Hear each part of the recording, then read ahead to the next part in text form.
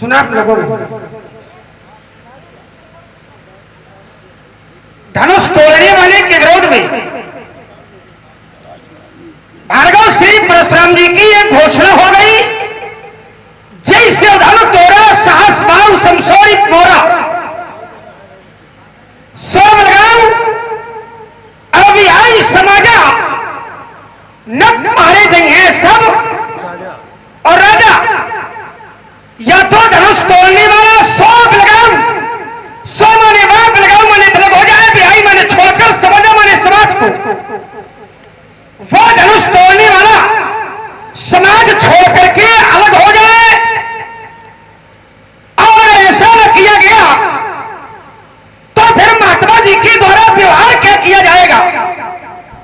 तो कह रहे हैं कि राजा मारे जाएंगे, और राजाओं में से कुछ राजा नहीं मारे जाएंगे सब। अगर धनुष तोड़ने वाला सन्मुख न आया,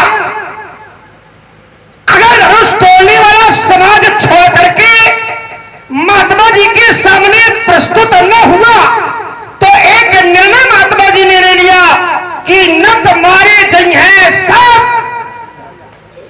राजा, सभी राजा मारे जाएंगे। जब पूर्व की और वाक्यावली पर मैं चिंतन करता हूं, तो महात्मा जी के द्वारा कई निर्णय लिए गए मथुरा समाज के अंतर्गत।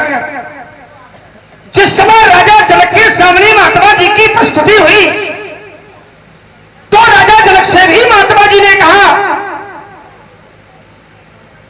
अति शिवोले वचन कठोरा, कौ जा जनक धनुष के तोड़ा, वेग दिखाव मूल न त्याजू, उल्टा मही जा लगी तू राजू। या तो धनुष तोड़ने वाले को दिखाया जाए, और या तो धनुष तोड़ने वाले को बताया जाए। और अगर दोनों स्थितियों में कार्य नहीं हो रहा है, तो फिर महात्मा जी के द्वारा एक नियम लागू किया गया, एक निर्णय लिया गया समाज के मध्य में कि उल्टा मई जा लगी तू राजू। जहां तक राजा जनक का राज्य है, वहां तक की पृथ्वी को महात्मा जी पलट देंगे। विचार में ये करने लगा, महात्मा जी की दृष्टि में धनुष तोड़ने वाले ने शत्रुता का कार्य किया है, तो महात्मा जी का निर्णय धनुष तोड़ने वाले के लिए होना चाहिए था। अगर धनुष तोड़ने वाले के लिए निर्णय न हो, तो जो मुख्य लक्ष्य है वो राजा जनक का है, जो प्र है वो राजा जनक का है, तो राजा जनक के प्रति कोई निर्णय होना चाहिए था। समाज में बैठे हुए लोग ये धनुष तोड़ने वाले के समर्थन में है, तो निर्णय इन लोगों के लिए होना चाहिए था। लेकिन न तो धनुष तोड़ने वाले के लिए कोई निर्णय महात्मा जी ने लिया, न ही राजा जनक के लिए महात्मा जी ने कोई निर्णय लिया। और निर्णय लिया तो किसके लिए? पूरे उल्टा मही। महात्मा जी ने जो निर्णय लिया है, और वो पृथ्वी के लिए लिया है।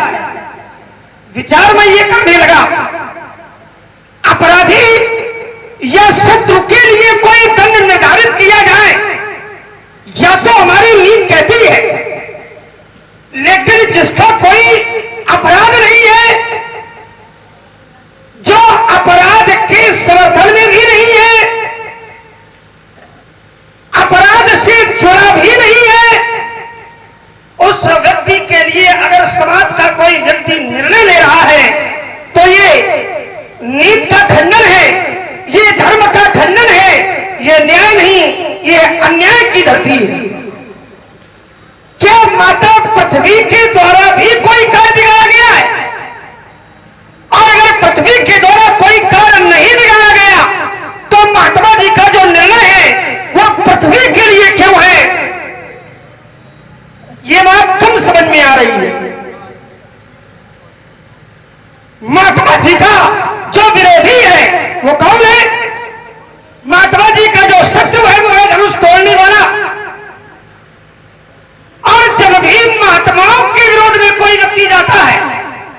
तो समाज की क्रियाएं बदल जाया करती हैं। जब भी किसी अत्याचारी ने, जब भी किसी विरोधी ने मुनियों के प्रति कोई ऐसा व्यवहार प्रस्तुत किया, ब्राह्मणों के प्रति ऐसा व्यवहार प्रस्तुत किया, तब समाज की क्रियाएं बदल गई। तो धनुष तोड़ने वाले ने भी अगर मुनियों के विरोध में, ऐसे महापुरुषों के विरोध में, ब्राह्मणों के विरोध में अगर कोई कार्य किया है, तो फिर धनुष तोड़ने वाले के कार्य से भी समाज की स्थितियां बदल जानी चाहिए। लेकिन क्या समाज की क्रियाएं बदली? क्या मुनियों की क्रियाएं बदली? क्या महात्माओं की क्रियाएं बदली? क्या ब्राह्मणों की क्रियाएं बदली? तो हमने तो ये जाना है कि जिस समय धनुष तोड़ने वाले के कर्म को सभी महात्माओं और मुनियों ने, ब्राह्मणों ने देखा, तो क्रियाएं नहीं बदली, और बल्कि सभी लोग धनुष तोड़ने वाले के कृत्य को देख करके प्रसन्न हो रहे हैं, सुख प्राप्त कर रहे हैं। और मैंने तो यह जाना है कि जब मुनियों का कोई विरोध करता है तो मुनि प्रसन्न नहीं होते, ब्राह्मण प्रसन्न नहीं होते। करे उपद्रव, जब विरोध कोई करता है मुनियों के लिए, तो करे उपद्रव तो मुनि दुख पावे, मुनियों को दुख मिलता है। लेकिन यहां सभी मुनि, सभी ब्राह्मण, सभी द्विज ये सब सुख प्राप्त कर रहे हैं। तो फिर धनुष तोड़ने वाले के प्रति जो व्यवहार देख करके महात्मा जी ने शत्रुता की धरती बनाई है, इसका आधार क्या है? बस दो बिंदु लेकर के ही चलते और महात्मा जी से निर्णय लेते। ऐसा महात्मा जी के द्वारा नियम क्यों लगाया गया? ऐसी बात महात्मा जी ने मिथिला समाज के अंतर्गत क्यों प्रस्तुत की? महात्मा जी प्रणाम। आयुष्मान। और सब समाचार ठीक है? समाचार बहुत खराब है। अरे राम, समाचार बहुत खराब है। जीवन में कहीं से भी तनिक मात्र भी कुशलता नहीं है, तनिक मात्र भी शांति नहीं है। सभी समाचार महात्मा जी के समय गड़बड़ लग रहे हैं, ठीक नहीं है। कारण कोई ना कोई कारण होगा। जीवन में क्रियाएं बदलती है तो किसी न किसी कारण का माध्यम बना करके बदला करती है। और अगर महात्मा जी की क्रियाएं आज बदली है, अगर महात्मा जी आज कुशल से नहीं है, जीवन के समाचार ठीक नहीं है, तो कोई ना कोई हेतु होगा, कोई ना कोई कारण होगा। ध्यान केंद्रित किया मैंने महात्मा जी की ओर, तो देख रहा हूं कि क्रोध की अति है, क्रोध है, मूल में क्रोध है। क्रोध कारण, कोई ना कोई कारण होगा। ध्यान केंद्रित किया, धनुष टूट गया, और धनुष के टूटने पर ही महात्मा जी को क्रोध है। और अगर धनुष के टूटने पर क्रोध है तो महाराज मिथिला में तो केवल एक ही धनुष टूटा है। हमने एक नहीं, दो नहीं, तीन नहीं, बल्कि बहुधन भी तोड़ी और खाई। अरे बाल काल में हमारे द्वारा अनेकों धनुइयां तोड़ी गई, आपके द्वारा ऐसा दर्शन, ऐसा प्रदर्शन, ऐसा व्यवहार कभी प्रस्तुत नहीं किया गया। आपके द्वारा क्रोध किया गया, मैं ये नहीं कहूंगा कि क्रोध नहीं किया गया, लेकिन कबौना असरिस, ऐसा क्रोध नहीं किया गया। तो महाराज क्या कारण है? क्या धनुष पर ममता है? और अगर ममता है तो कोई ना कोई हेतु होगा, कोई ना कोई कारण होगा। महाराज ज्ञानियों की सभा में ज्ञानियों का आधार बना करके मैं ये जानना चाहता हूं कि यही धनु पर ममता के हेतु, ममता के मूल में क्या है? ज्ञानी राजा की समाज में उद्दंडता और विद्वत्ता की आग उगलने वाले राजकुमार अपने शब्द विन्यास, वाक्य शैली और परमार्जित भाषा के माध्यम से एक तपस्वी की तपस्या पर ये तपाक से तरासा तमाचा चढ़ने का जो तुमने दुस्साहस किया है, ये तुम्हारे भावी जीवन के लिए कितना हानिकारक सिद्ध होगा, इसकी तुमने अतीत में कल्पना तक नहीं की होगी। सुमित्रा नंदन राजकुमार, जहां से तुमने आरंभ किया था वहीं से हम प्रारंभ करते हैं। कुमार लक्ष्मण ने कहा कि धनुष टूटा है, राजा जनक ने तोड़वाया है और आप धरती पलटने का निर्णय कर रहे हैं। ये बात समझ में आती नहीं है। वैसे जो तुम्हारी समझ में न आवे उसके समझाने का ठेका परशुराम के पास नहीं है।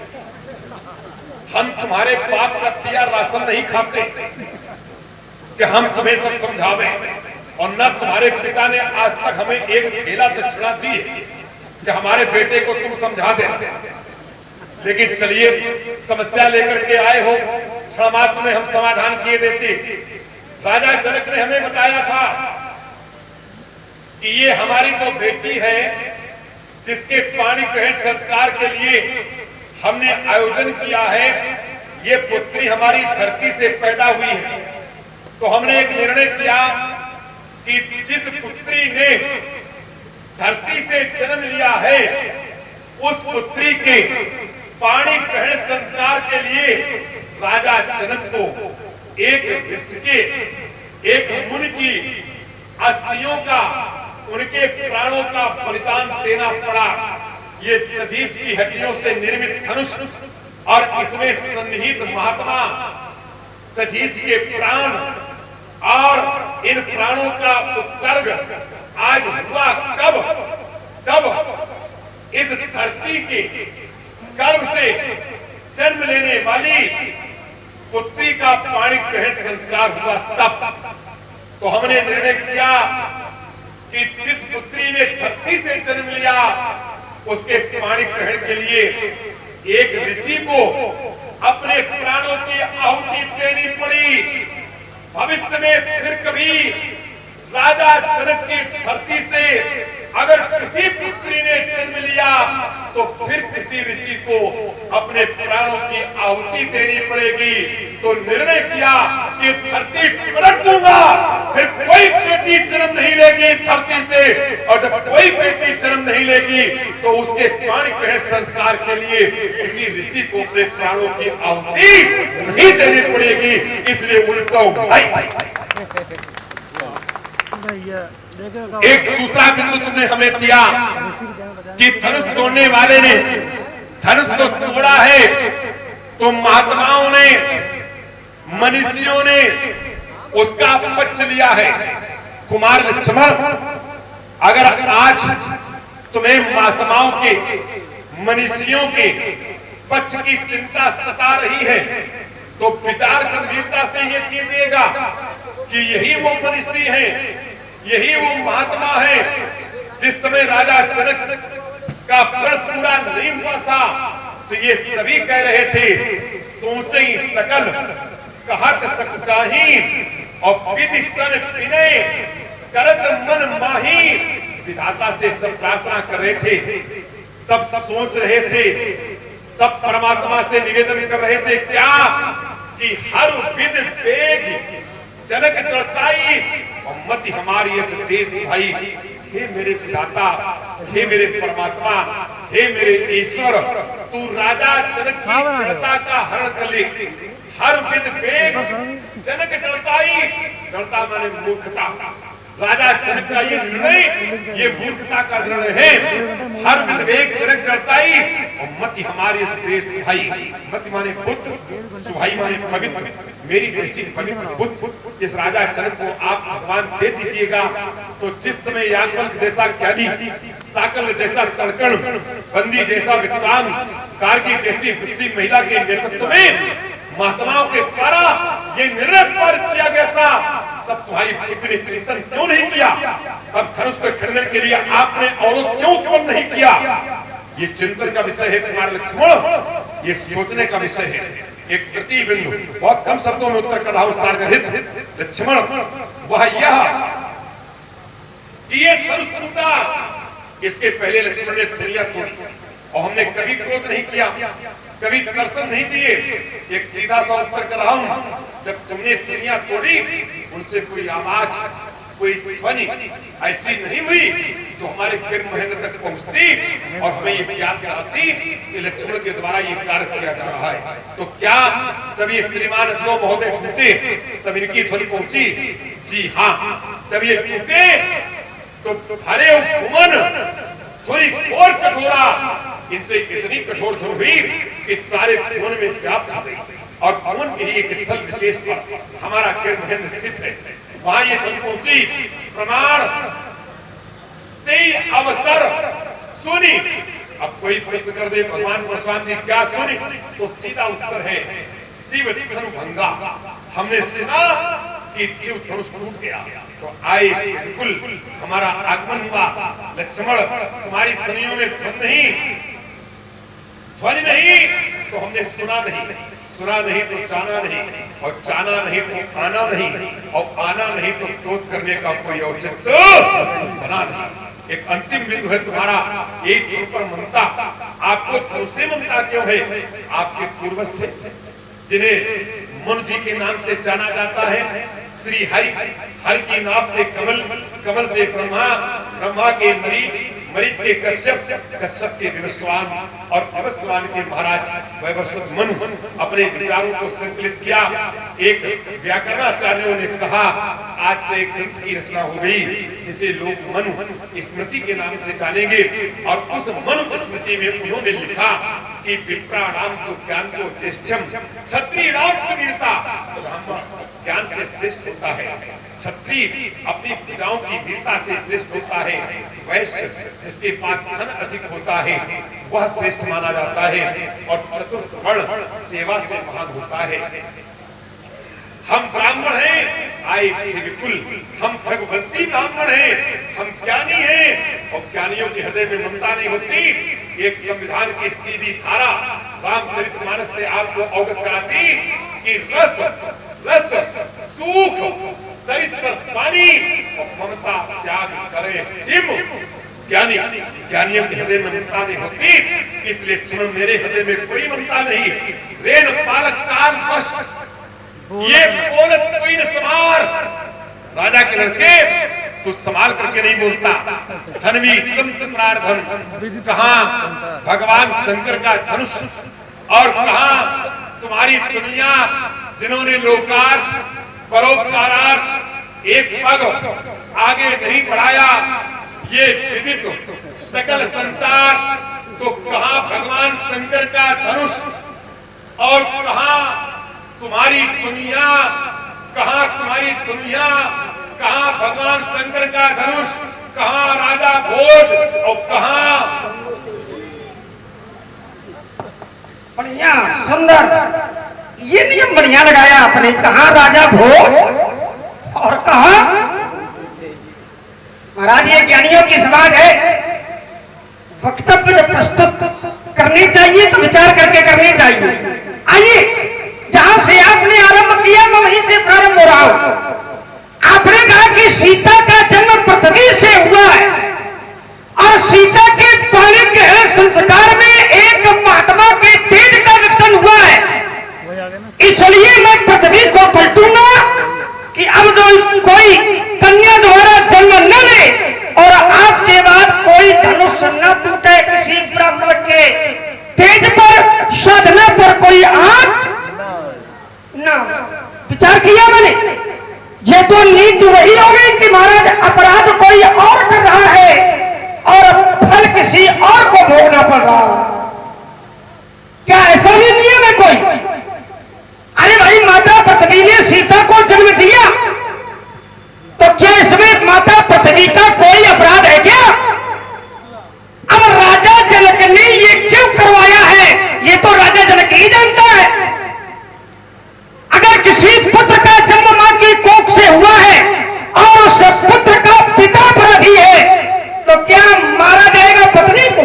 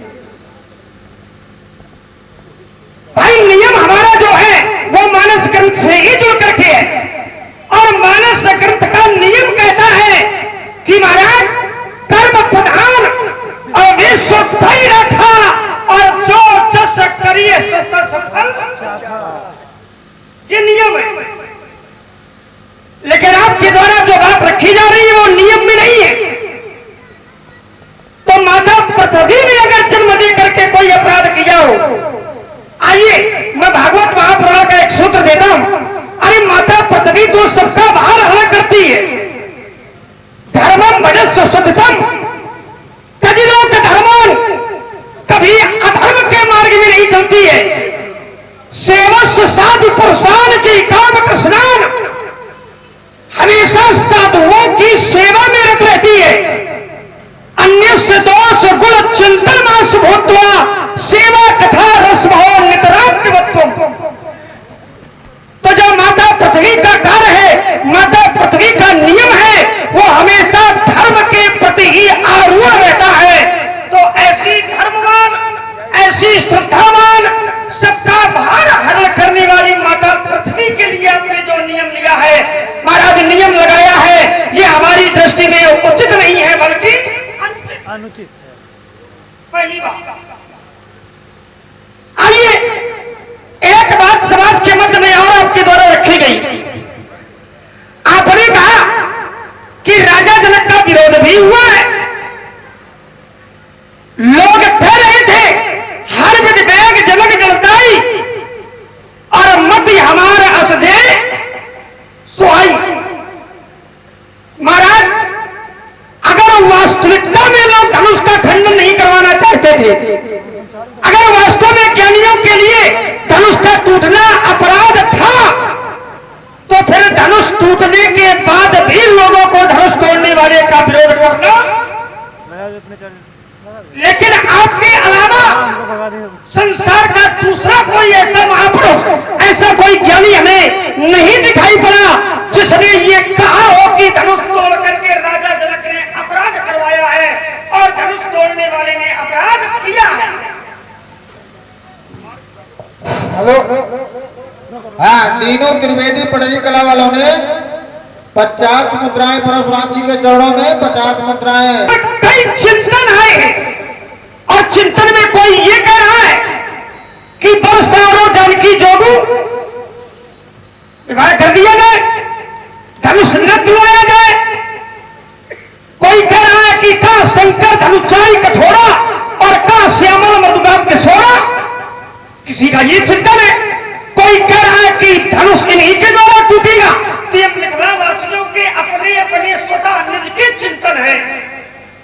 और वास्तव में अगर अपराध राजा ने किया है, धनुष तोड़ने वाले ने धनुष तोड़ करके कोई कार्य गलत किया है, तो फिर ज्ञानियों का विरोध आना चाहिए था, फिर ज्ञानियों के द्वारा समर्थन प्रस्तुत नहीं करना चाहिए था। एक बात आपने और रखी। तीसरी बात, आपने कहा कि ज्ञानियों के जीवन में ममता का कोई अंश नहीं होता। रस रस सूख सरित सरपानी और ममता त्याग करे जिमी ज्ञानी। आइए एक अदाली के द्वारा ही मैं अपनी बात को रख रहा हूं। आप कहते हैं ज्ञानियों के जीवन में ममता नहीं होती, और मैं कहता हूं कि ज्ञानियों के जीवन में भी ममता होती है। कैसे? एक बहुत बड़े ज्ञानी है जिनके लिए प्रमाण पत्र मिलता है ज्ञानी गुणगिरी बहुकालीना। बोले रहते कहां है? तो बोले उत्तर दिशी सुंदर गिरी नीला और तारे काग भुषुंड। और वो स्वयं अपनी मुख के द्वारा ये बात प्रमाणित करते हैं कि यही तन राम भगत में पाई और ताते मोहि ममता अधि। तो ज्ञानियों के जीवन में भी ममता होती है और ममता सबको करनी चाहिए। महाराज, पुनः मैं अपनी वाणी पर अल्प विराम देता हूं। आपके वक्तव्य के श्रृंखला की द्वितीय कड़ी जहां से समापन लेती है, हमारे वक्तव्य के श्रृंखला की द्वितीय कड़ी का वहीं से उद्घाटन होता है। लक्ष्मण ने कहा कि काग भुषुंड जी के हृदय में ममता है। एक प्रमाण किया मानस का, यही तन राम भगति में पाई ताते मोई ममता अधिकाई। हमें ममता इसलिए है इस तन से कि हमने राम भक्ति पाई। परमात्मा ने एक संदेश दिया है सबको, क्या? कि जननी जनक बंद सुत तारा और तन। देखिए वही शब्द आया जो शब्द आपने प्रयोग किया है, यही तन राम भगत। तो कहते हैं ईश्वर कि तन धन धाम सुहृद परिवारा और सबके ममता ताक बटोरी और मम पग मनहि पांग कटोरी। सभी स्थानों की ममता समेटो और मेरे चरणों में आकर के बांध दो। तो ये परमात्मा का संदेश है। अब आपको अच्छा लगे तो आप मानिए और ना अच्छा लगे तो अंधे कुआं में जाकर गिरिए। आइए दूसरा बिंदु, एक लक्ष्मण ने कहा, उसको हमने गंभीरता के साथ में सुना और बड़ी प्रबलता से कहा कि ये धरती का क्या दोष है, आप धरती पलटने का क्यों निर्णय कर रहे हैं, आपने धरती के लिए क्यों कहा। तो पहले तो एक बात ये समझो कि हम सारी धरती नहीं पलटेंगे, उल्टा मैं जहां लग तू राजू, राजा जनक का जहां तक राज्य है बस उतनी धरती हम पलटेंगे। चौ शिष तनु व्रण होय कुसाई, तो मात चिराव कठिन की नाई। माता को बालक बहुत प्रिय होता है, एक भी कष्ट बालक कभी माँ के द्वारा देखे नहीं जाते हैं, लेकिन अगर बालक के शरीर में चौ शिष तन व्रण, व्रण कहते फोड़े, अगर फोड़ा हो जाए तो मात चिराव कठिन की नाई, माता उसकी शल्य क्रिया, उसका उपचार चिकित्सक के यहाँ करा देती है। बट ठीक उसी प्रकार से मैं संपूर्ण धरती नहीं पलटूंगा, केवल राजा जनक की उतनी धरती पलटूंगा जिस धरती से बेटी ने जन्म लेकर के एक ऋषि के प्राणों का बलिदान दे करके बाली ग्रहण संस्कार की रचना की गई। इसलिए कुमार लक्ष्मण हमारा सारा धरती पलटने का, संपूर्ण धरती को पलटने का हमारा निर्णय नहीं है। आइए, आपने एक बात कही थी कि ये कर्म है, कर्म प्रधान विश्व करी राखा और जो जस करे सो तस फल। अगर कर्म के अनुसार ही फल मिलता है तो ये ताड़का जीवन भर मुनियों को कष्ट देती रही, साधुओं को सताती रही, यज्ञ भंग करती रही, इसे तो नरक जाना चाहिए था, कर्म बड़े खराब थे। लेकिन एक ही पान आपके सानिध्य में ये कार्य हुआ, एक ही पान और प्राण हरि लीना और तीन जानते निज पद दीना। परमात्मा ने कर्म के अनुसार उसे फल नहीं दिया, उसे मारा और मार करके नरक नहीं भेजा, निज पद अपना स्थान दे दिया, वैकुंठ का धाम दे दिया। अगर कर्मों से ही फल की प्राप्ति होती थी तो ताड़का को नरक जाना चाहिए था।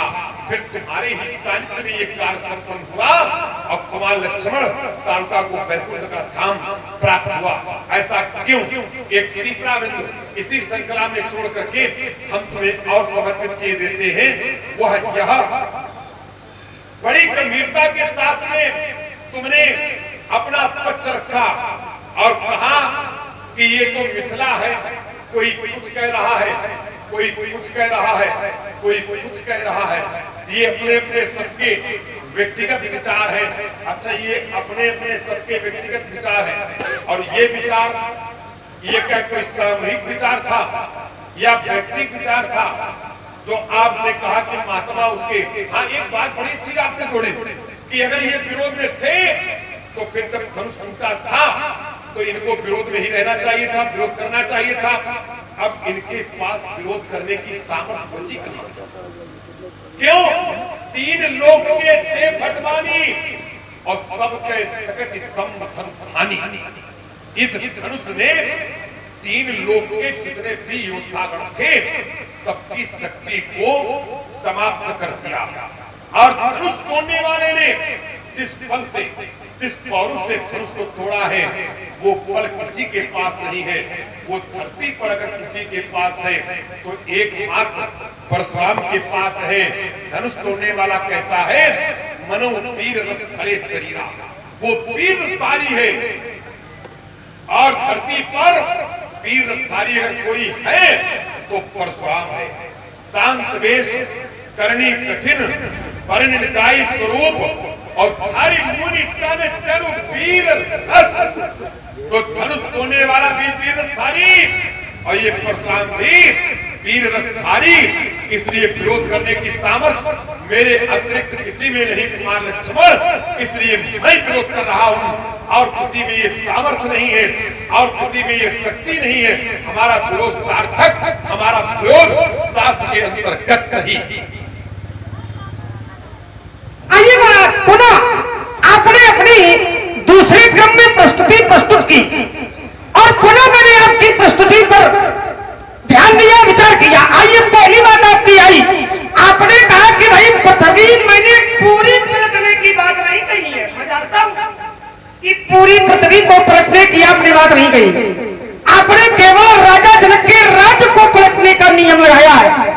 केवल राजा जनक का राज्य जहां तक है और वहां तक की पृथ्वी को आप पलटेंगे। महाराज एक नियम में लगा रहा हूं यहां पर। आपकी दृष्टि में धनुष का खंडन हुआ तो आप धनुष तोड़ने वाले को प्राणी मानने लगे, क्योंकि आपका चुनाव धनुष से है। तो महाराज हम सभी का चुनाव भी माता पृथ्वी के साथ में है, चाहे वो राजा जनक के राज्य की पृथ्वी हो या महाराज अयोध्या की पृथ्वी हो या महेंद्राचल की पृथ्वी हो। हर स्थान से हम सभी जितने भी मनुष्य रूप में न उपस्थित हैं, तो सभी का व्यवहार कहीं ना कहीं माता पृथ्वी से लगा हुआ है। चाहे वो कृषक हो, चाहे वो पृथ्वी में रहने वाले जीव हो, क्योंकि माता पृथ्वी का एक ऋण है हम सभी पर। और ऋण क्या है? तो माता पृथ्वी हर समय पर देश काल स्थिति को ध्यान रखते हुए सभी लोगों के भार को सहन करती है। ये माता पृथ्वी का ऋण हम सभी लोगों पर। अगर आप पृथ्वी को पलटेंगे तो महाराज ये नीति नहीं है, हम सभी को कष्ट होगा। क्यों? अच्छा ये नियम भी नहीं है। क्यों नहीं है? क्योंकि मैंने यह जाना है कि जब जब आप जैसे महापुरुष इस धराधाम में आते हैं तो पृथ्वी का भार हरण करने के लिए ही आते हैं। जब जब आप इस पृथ्वी पर आते हैं तो महाराज पृथ्वी का भार हरण करने के लिए ही आते हैं। और अगर आपके द्वारा ही ऐसा निर्णय लगाया जाएगा माता पृथ्वी के लिए, तो फिर महाराज आज धर्म का खंडन हो जाएगा, आज नीति का खंडन हो जाएगा।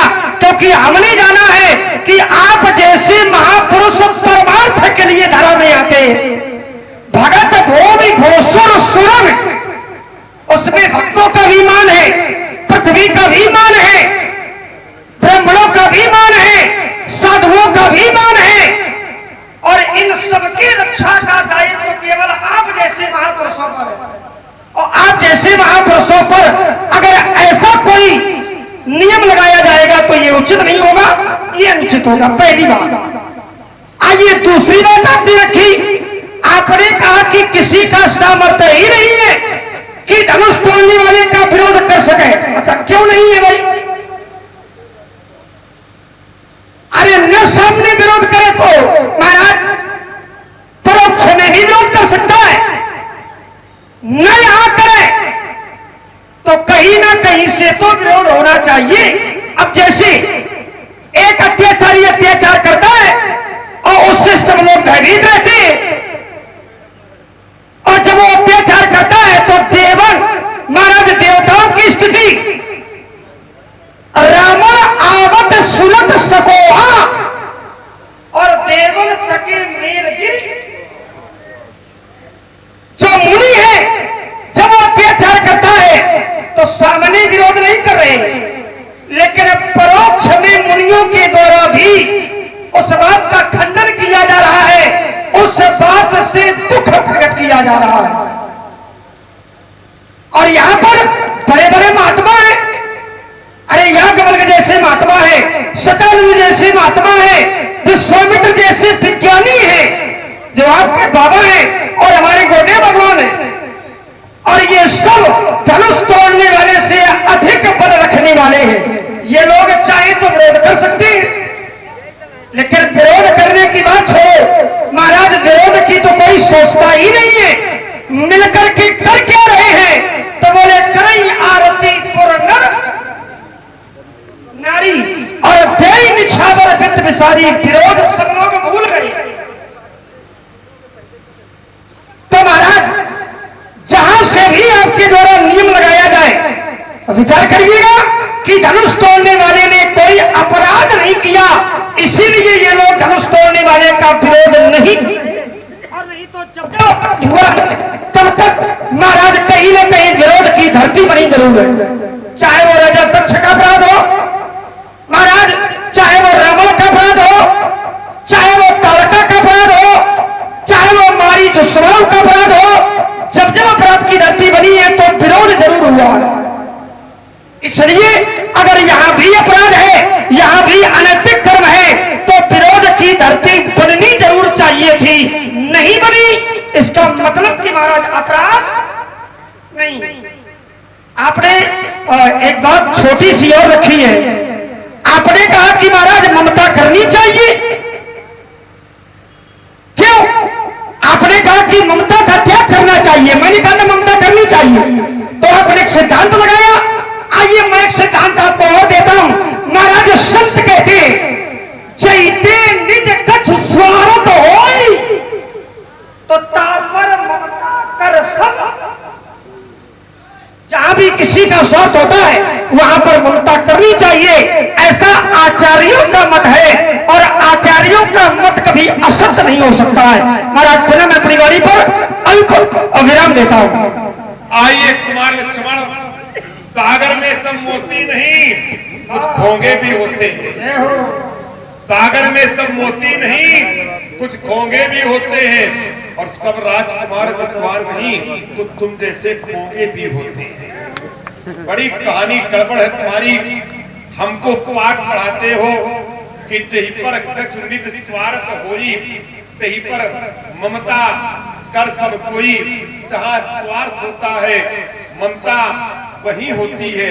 अगर स्वार्थ से ही ममता होती है तो कुमार लक्ष्मण तुम जब से पैदा हुए, जरा व्यास जी को बुलाओ क्योंकि थोड़ा रस जो है एक बने तो अच्छा लगे। आओ। इसलिए कुमार लक्ष्मण इस धरती पर जिस दिन तुम पैदा हुए उस दिन से तुम्हारा भी स्वार्थ है, और तुमने ममता नहीं की।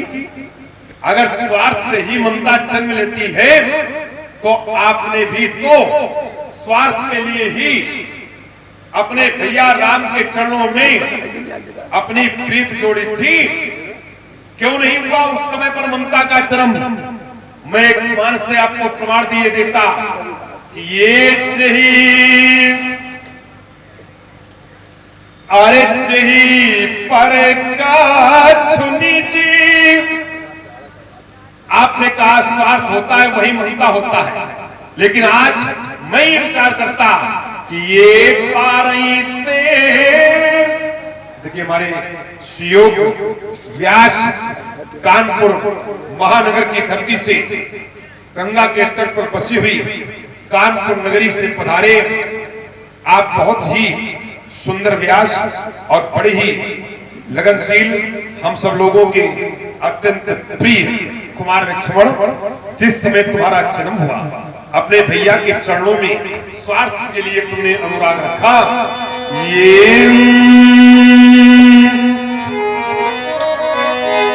पारईते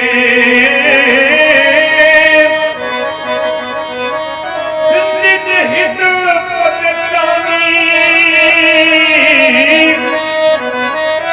लक्ष्मणो अरे लक्ष्मणो राम चरणी लती मानी।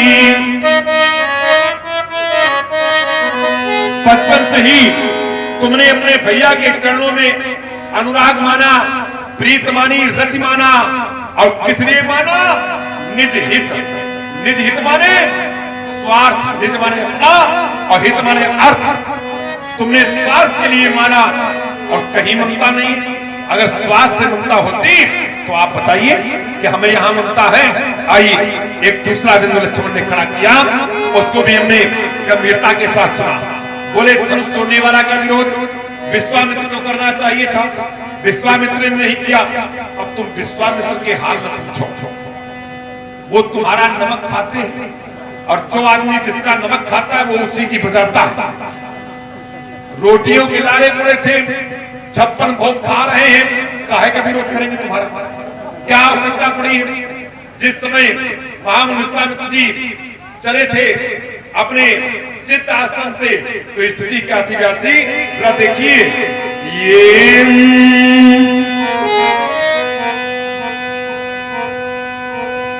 अरे देखती चक्री निशाचर ठावई और करई उपद्रव मुनि दुख पावही। महामुनि विश्वामित्र जी यज्ञ करते थे और यज्ञ में विघ्न डाल देते थे। कौन? निशाचर। विध्वंस हो जाता था यज्ञ, और जब यज्ञ विध्वंस हो जाता था तो जो प्रसादी बनती थी, जो भोजन बनता था, उसका कहीं अंत में क्रम ही नहीं आ पाता था। तो पहले यज्ञ होता है, और यज्ञ जब संपूर्ण हो जाता है तब पूर्ण आहुति होती है उसी में, और पूर्ण आहुति के पश्चात जब संपूर्ण यज्ञ समाप्त हो जाता है तब आखिरी में प्रसादी पड़ती है, भंडारा चलता है। यही तो नियम है। और यज्ञ अगर बीच में ही विध्वंस हो जाए, यज्ञ खंडित हो जाए, यज्ञ न हो, तो बताओ भंडारा होगा? नहीं होगा। प्रसादी बटेगी? नहीं बटेगी। तो महामुनि विश्वामित्र जी यज्ञ करते थे, यज्ञ बीच में खंडित हो जाता था, भोजन प्रसादी मिलती नहीं थी, तो रोटियों के लाले पड़े थे, खाने को मिलता नहीं था। अब तुम्हारे राज दरबार में आए, और जब राज दरबार में आए तो देखा चक्रवर्ती सम्राट ने, और कहा उन्होंने, ये विश्वामित्र। जिस समय राज दरबार में महामुनि विश्वामित्र जी पधारे, चक्रवर्ती सम्राट ने क्या किया? अरे करी दंडवत मुनि सन मानी, अरे निज आसन, निज आसन बैठारे आनी। महामुनि विश्वामित्र चक्रवर्ती राजा सम्राट दशरथ के दरबार में पधारे, दंडाकार चक्रवर्ती ने प्रणाम किया। विश्वामित्र बिल्कुल प्रसन्न नहीं ना, अपने आसन पर लाकर के बिठा दिया। लक्ष्मण, तुम्हारी सौगंध एक भी मुस्कान, प्रसन्नता की अभिव्यक्ति विश्वामित्र के आभा मंडल में, मुखमंडल में नहीं हुई। फिर चक्रवर्ती ने क्या किया? अरे चरण पखार, एक बात लाए, पानी लाए, और उसमें महामुनि विश्वामित्र के चरणों को रखा। ये चरण पखार अकीन अति पूजा, अपनो समर्थन आज नहीं पूजा। चक्रवर्ती ने कहा कि आपके चरणों का हमने चरणोदक प्राप्त किया, हमारा जीवन धन्य हो गया। इस धरती पर हमसे बड़ा कोई भाग्यशाली नहीं है कि इन्हें पूजा विधि विधान से महामुनि विश्वामित्र के चरणों की पूजा की। लक्ष्मण, मैं तुम्हारी पुनः सौगंध चारों भाइयों की खाता हूं कि विश्वामित्र जी बिल्कुल प्रसन्न नहीं, ना कोई प्रसन्नता नहीं। अब देखो अब क्या हुआ? चक्रवर्ती सम्राट ने अरे विविधि भांति, ये विविधि भांति भोजन करवावा,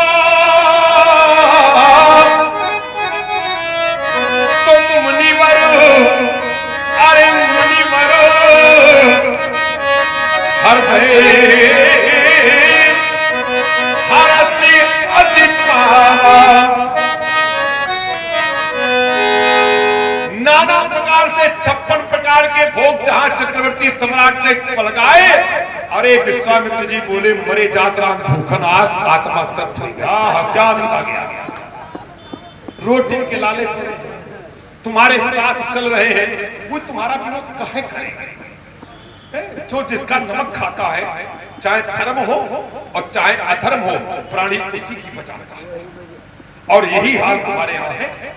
दुनिया के जितने आचार पहले कथा कहते हैं, बाद में भोजन पाते हैं, इनके गुरु का नियम उल्टा। वो कहीं कथा कहने चाहे, बोले कथा धरो किनारे, यह तो सब होते ही रहा थे, रोजे काम आए, पहले लाओ कहाँ है, इधर लाओ। और हम नहीं ग्रंथ कह रहा। अरे करी भोजन, करी भोजन, अरे मुनिवर विज्ञानी,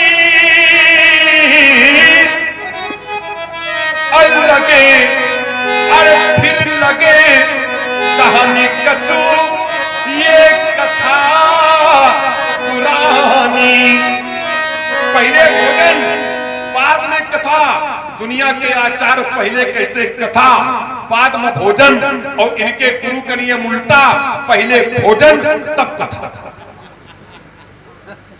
ये हाल तुम्हारे गुरुदेव के, कोई विरोध काहे करेगा? क्या लेना देना पड़ा है? अच्छा सुंदर भोजन बन रहा है, बढ़िया मालपुआ स्वास्थ्य देखा था गुरुदेव का समय, जब मिले थे तो वैसे थे, बिल्कुल ईमानदारी बात बता रहे। अब देख लो, चीरे 4 बघारे 8 हैं, कोई विरोध काहे करेगा? उन्हें क्या लेना?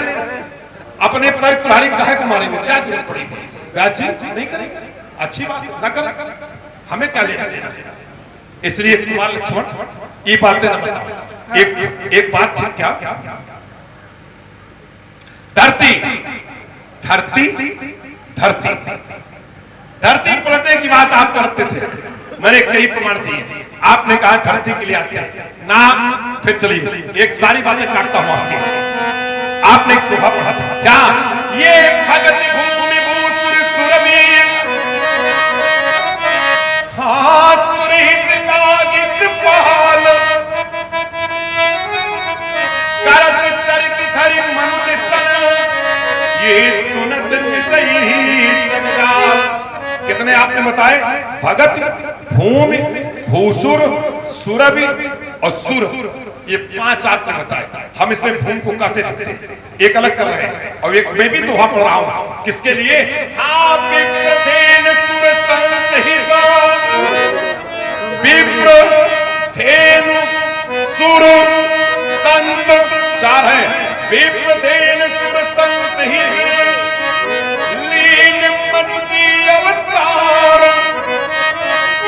हरि इच्छा निर्मित तनु, या निज इच्छा निर्मित तनु, माया इसलिए लक्ष्मण, अगर हम यहाँ कह दें कि वो 4 के लिए ही अब एक छोटी सी बात और हमारी हल्की सी है, वो ये कि धरती को इस से भय मुक्त करने के लिए ये ठेका किसने लिया? भैया बैठ जाओ आराम से, बहुत पत्रों को ये किसका था? आइए, ये शेष सहस्त्र, शेष सहस्त्र इसी जग का असोई अवतर हो, भूमि भय तारण। धरती का भय मिटाने के लिए आप यहाँ पर आए हैं।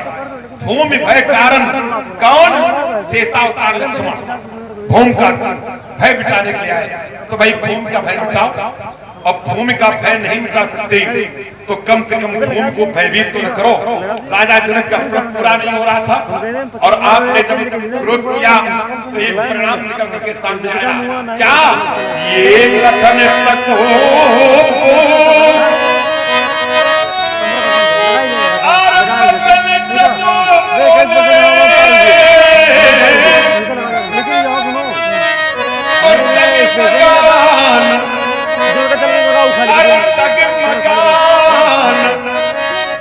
मही गज टोले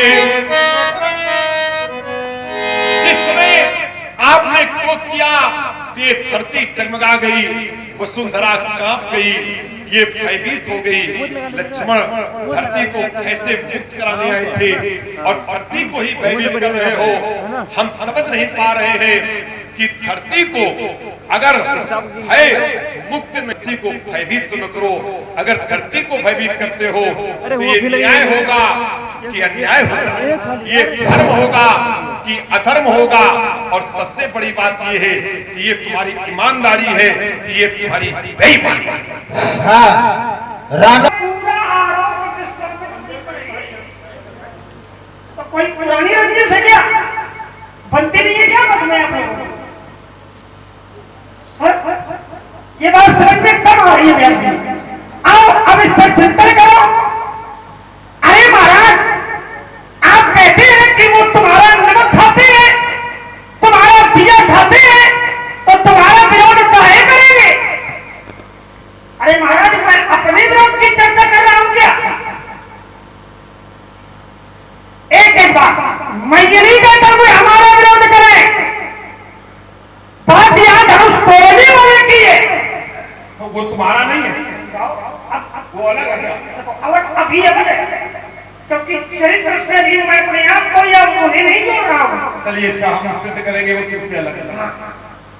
ये चरित्र भी अलग है और समाज भी जब जानकारी दिया जाएगा तब बात यह नियम लागू हो जाएगा। अभी नियम, अभी जानकारी में बात नहीं है, इसलिए ये नियम नहीं लगेगा।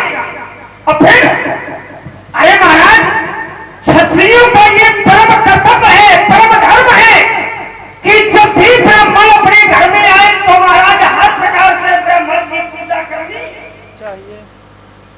तो अगर ब्राह्मण देवता हमारे घर में गए और पिताजी ने पूजा की, सब कुछ किया, भोजन भी करवाया, और भोजन करवाना भी चाहिए ब्राह्मणों को। सर्वप्रथम तो भोजन ही करवाना चाहिए, और वही हमारे पिताजी ने किया। लेकिन बात ये नहीं है कि भोजन नहीं मिल रहा तो मरे जा रहे हैं।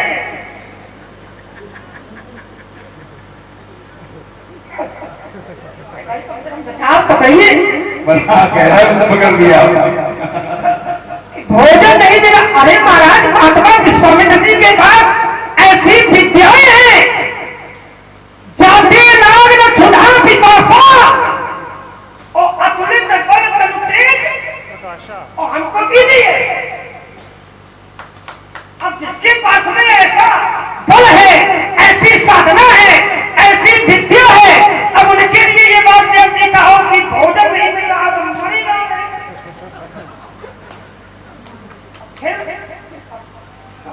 हम सब सुन रहे बहुत अच्छे मन से, 6 मन से क्योंकि लेकिन ध्यान इतना रहे, हमने चेतना कहा है ये उसका पूरा जोड़ो। उतने कहेंगे। हमने कहा कि जब पूजा की गई तब प्रसन्न नहीं, हमने वो ठीक है, सही बात।